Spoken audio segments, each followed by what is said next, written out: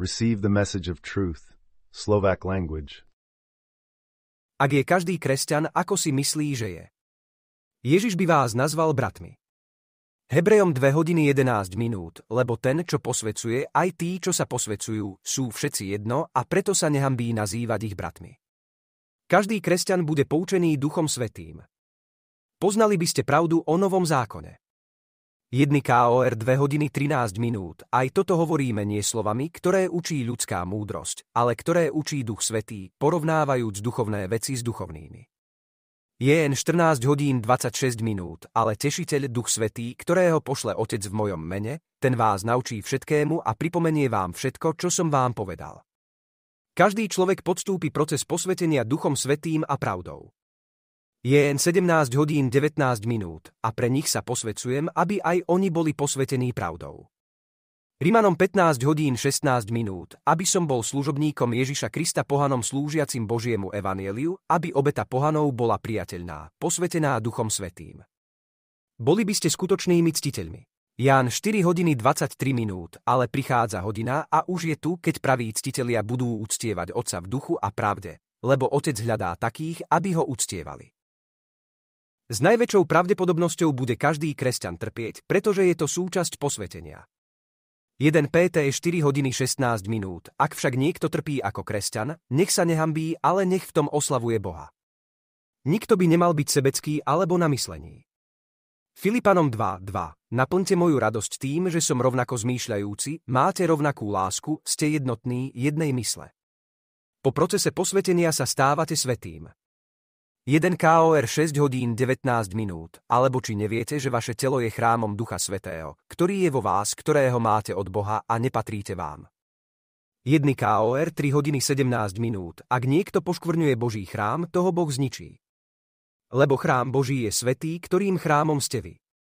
Efezanom 2:20-22, keďže je postavený na základe apoštolov a prorokov, hlavným uholným kameňom je sám Ježiš Kristus, 21, v ktorom celá stavba, keď je poskladaná, vyrastie do svätého chrámu v Pánovi, 22, v ktorom sa aj vy spoločne staviate za príbytok Boží v duchu. Ale každý je veriaci, nie kresťan. Prečo? Mnohé denominácie by mali každému povedať, že človek robí veci po svojom.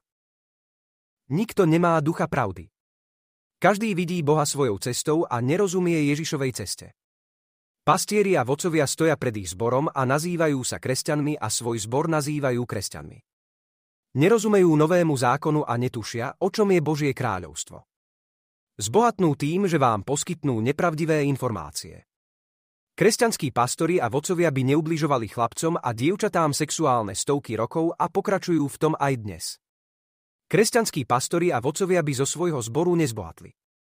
Nemohli byť schopní predávať knihy, pretože každý by bol poučený Duchom Svätým a poznal by pravdu, pretože sú kresťania. Pastieri a vodcovia by sa roky nedopúšťali rúhania sa Duchu Svätému pred ich zborom a televíznymi nasledovníkmi.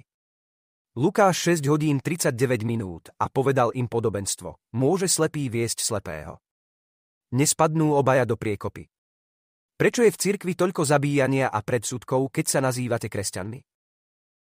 Prečo pastori a vedúci robia fyzický krst vodou, ak sú kresťania? Prečo sa homosexuálni muži a ženy v cirkvi nazývajú kresťanmi? Prečo sú ženy pastorky a vodkyne, ktoré kontrolujú mužov v cirkvi, ak sú všetci kresťania? Ženy nemajú mať autoritu nad mužmi v tele Kristovom. Človek sa snaží stať sa kresťanom fyzicky, ale to sa nemôže stať. Ako je uvedené v Rimanom 8:8, tak teda tí, ktorí sú v tele, nemôžu sa páčiť Bohu. Kresťanom sa môžeš stať iba duchovne.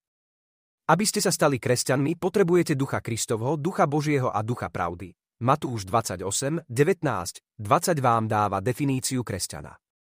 Matúš 28:19-20 hovorí: choďte teda, učte všetky národy, krstite ich v mene Otca i Syna i Ducha Svätého 20 a naučte ich zachovávať všetko, čo som vám prikázal. A hľa, ja som s vami po všetky dni až do skončenia sveta. Amen. Boh jasne hovorí, že tí, ktorí majú Ducha Božieho a Ducha pravdy, sú praví kresťania.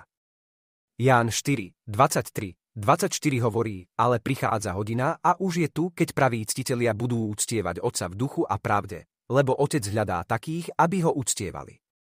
24 Boh je duch a tí, čo ho uctievajú, musia sa mu klaňať v duchu a pravde.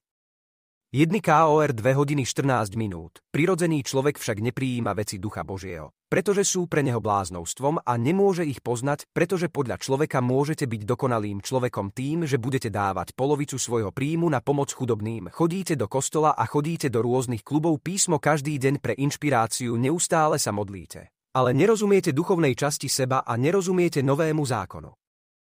Mali ste dlhý život a nakoniec ste zomreli. Ľudia hovoria, že ste dobrý kresťan. V prvom rade sa nemôžete stať kresťanom so svojím fyzickým telom. Po druhé, musíte byť svätí, aby ste chodili s Bohom a Pánom Ježišom Kristom. Ježiš prichádza len pre svätých.